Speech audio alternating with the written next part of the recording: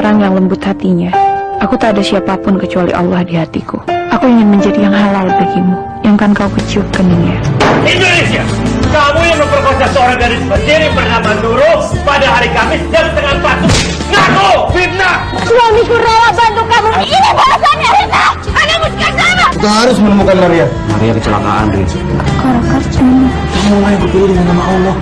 Satu-satunya kupilih. ada diri muslimah dalam Maria. Itulah Maria. Bayi dalam kandunganku. Itu ayahnya. Saya memanggil Maria sebagai saksi. Saya berani bersaksi atas nama Tuhan yang Maha Mengetahui.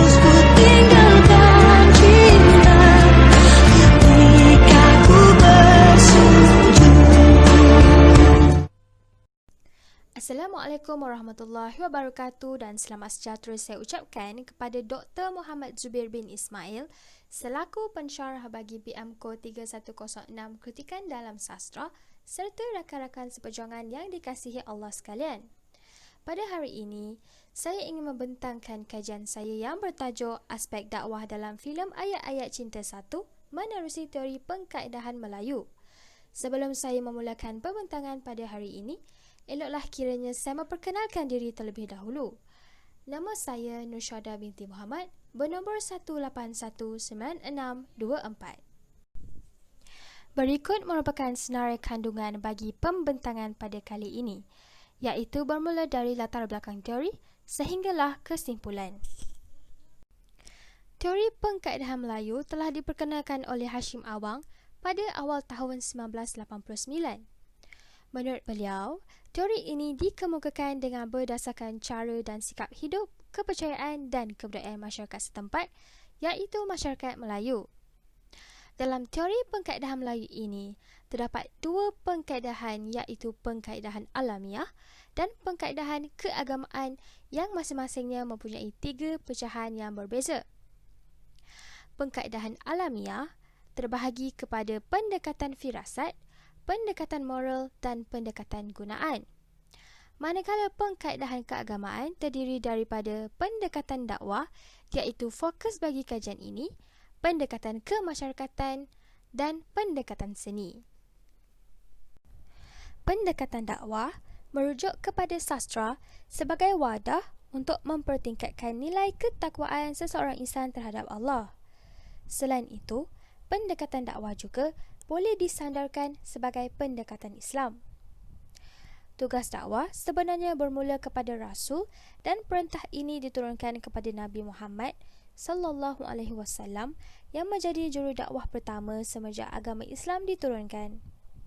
Perkara ini ada dinyatakan dalam firman Allah dalam surah Al-Furqan ayat 56, dan tidaklah kami iaitu Allah mengutuskan engkau iaitu Muhammad melainkan hanya sebagai pembawa kabar gembira dan peringatan. Filem Ayat-Ayat Cinta 1 ini telah diarahkan oleh Hanung Bramantyo yang merupakan pengarah filem terkenal di Indonesia. Selain itu, dalam penulisan skrip pula, filem ini telah mendapat sentuhan daripada penulis novel Ayat-Ayat Cinta sendiri iaitu Habibur Rahman Al-Shirazi.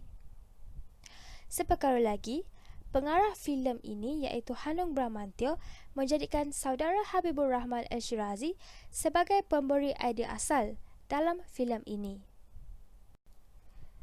Pengkaji telah memilih filem Ayat-Ayat Cinta 1 sebagai korpus bagi menjalankan kajian ini. Filem Ayat-Ayat Cinta 1 mengisahkan saudara Fahri bin Abdillah yang melanjutkan pelajaran ke Mesir. Fahri merancang untuk berkahwin sebaik sahaja tesisnya diterima. Namun, dia masih belum mempunyai hubungan rapat dengan seorang wanita. Maria Girgis yang beragama Kristian tertarik kepadanya kerana pengetahuannya mengenai Al-Quran.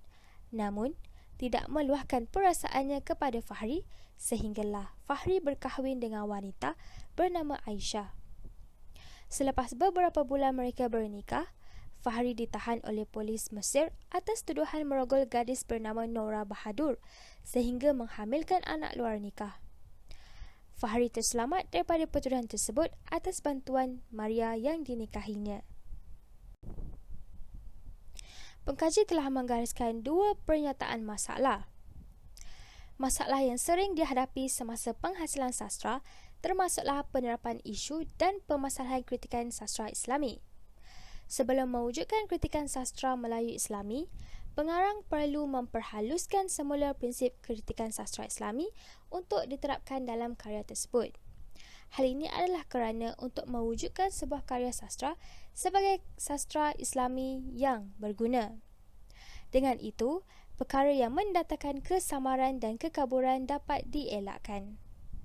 Seterusnya, aspek refleksi pemanfaatan dalam karya sastra menjadi salah satu permasalahan yang dihadapi dalam sastra pendekatan dakwah. Terdapat banyak kajian yang mempunyai pemanfaatan yang bernada negatif ataupun disebut sebagai penyelewengan terhadap fundamental Islami. Sebagai contoh, kajian Rahmah Ahmad dan Muhammad Shahrizal Nasir pada tahun 2011 telah memanipulasi peristiwa Isra' Mi'raj dalam karya sastra Arab dan Barat melalui analisis mendalam terhadap Al-Makamah Al-Iblisiyah, Al-Tawabij wa Al-Zawabij, Risalah Al-Ghufran dan The Divan Comedy. Bagi menjayakan kajian ini, pengkaji telah memilih dua objektif kajian. Objektif kajian yang pertama ialah mengenal pasti prinsip teori pengkaedahan Melayu dalam filem Ayat-Ayat Cinta 1 menerusi aspek dakwah. Objektif kedua pula, menganalisis prinsip teori pengkaedahan Melayu dalam filem Ayat-Ayat Cinta 1 menerusi aspek dakwah. Seterusnya, kepentingan kajian. Kajian ini dapat menjawab persoalan agama yang hadir dalam kalangan masyarakat. Melalui pendekatan dakwah dalam karya sastra, masyarakat dapat memahami dengan lebih jelas konteks dakwah melalui bidang perfilman yang dilakukan. Seterusnya, kajian ini sedikit sebanyak dapat memberi sumbangan kepada bidang pendidikan kesusasteraan bahasa Melayu, lebih-lebih lagi dalam teori pengkaedahan Melayu akan datang. Filem ini telah ditayangkan di 3 buah negara, iaitu di Indonesia, Malaysia dan Singapura. Hasil daripada tayangan di 3 buah negara tersebut, kutipan filem telah mencatatkan sebanyak 53 juta ringgit Malaysia. Hal ini adalah kerana filem Ayat-Ayat Cinta 1 ini telah memberi kesan yang mendalam kepada penonton. Bagi mencapai objektif kajian yang telah ditetapkan, pengkaji telah menjalankan kajian ini secara kualitatif melalui dua kaedah, iaitu kaedah kepustakaan dan analisis teks. Bagi kaedah perpustakaan, pengkaji menggunakan sumber sekunder seperti artikel, makalah, jurnal, bahan bacaan dalaman sesawang sebagai bahan rujukan bagi menambahkan pemahaman dalam kajian ini.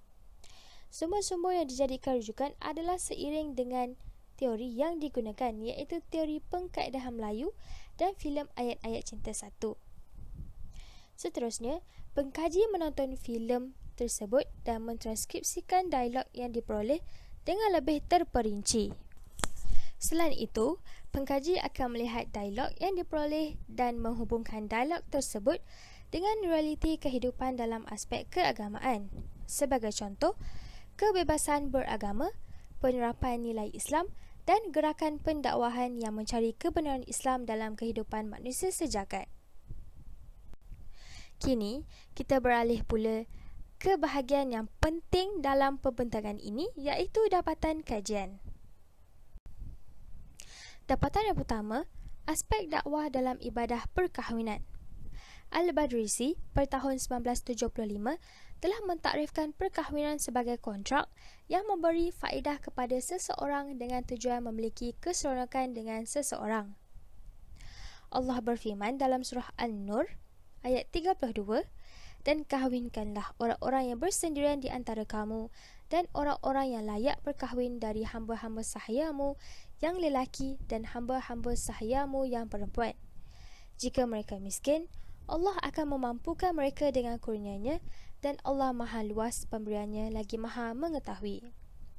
Potongan ayat di atas jelas menunjukkan galakan berkahwin kepada orang Islam.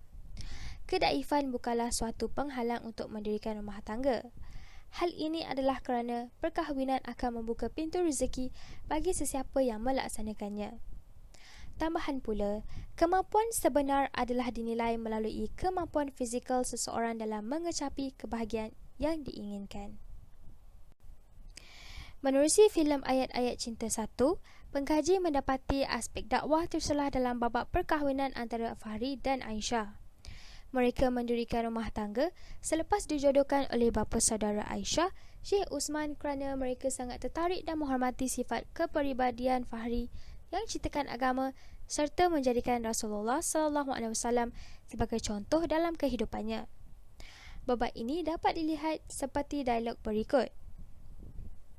Dialog tersebut menunjukkan bahawa Fahri telah melafazkan akad nikahnya kepada wali perkahwinan sewaktu majlis pernikahannya dengan Aisyah. Sebelum mendirikan rumah tangga, Fahri sentiasa ditanya soal jodoh oleh ibunya. Fahri mengambil keputusan untuk mengahwini Aisyah kerana menganggap bakal isterinya mempunyai ciri-ciri seorang wanita solehah.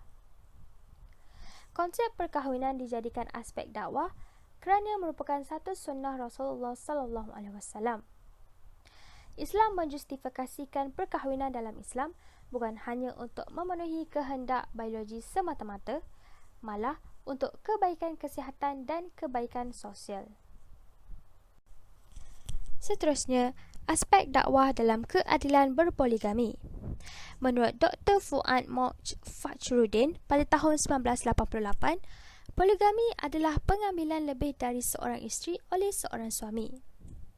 Allah berfirman dalam surah An-Nisa ayat ke-3, maka kahwinilah wanita yang kamu senangi, 2, 3 dan 4. Maka jika kamu takut tidak dapat berlaku adil, maka kahwinlah seorang sahaja. Potongan ayat tersebut menegaskan bahawa keadilan merupakan satu kemestian yang perlu ada dalam setiap poligami.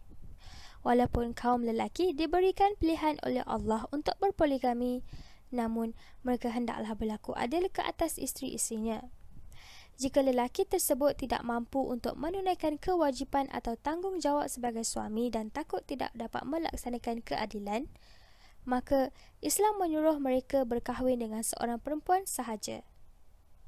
Menerusi Ayat-Ayat Cinta 1, aspek dakwah dapat dilihat ketika Aisyah pulang ke pangkuan keluarganya selepas Fahri mengahwini Maria sebagai isteri keduanya. Fahri melaksanakan poligami atas permintaan Aisyah bagi membebaskan diri suaminya itu daripada tahanan polis atas tuduhan merogol norak. Selepas Fahri mengahwini Maria, Aisyah berasa cemburu dan tidak dapat menerima kenyataan bahawa dia telah dimadukan walaupun atas permintaannya sendiri. Oleh itu, Aisyah mengambil keputusan untuk membawa diri seketika dan pulang ke pangkuan keluarganya.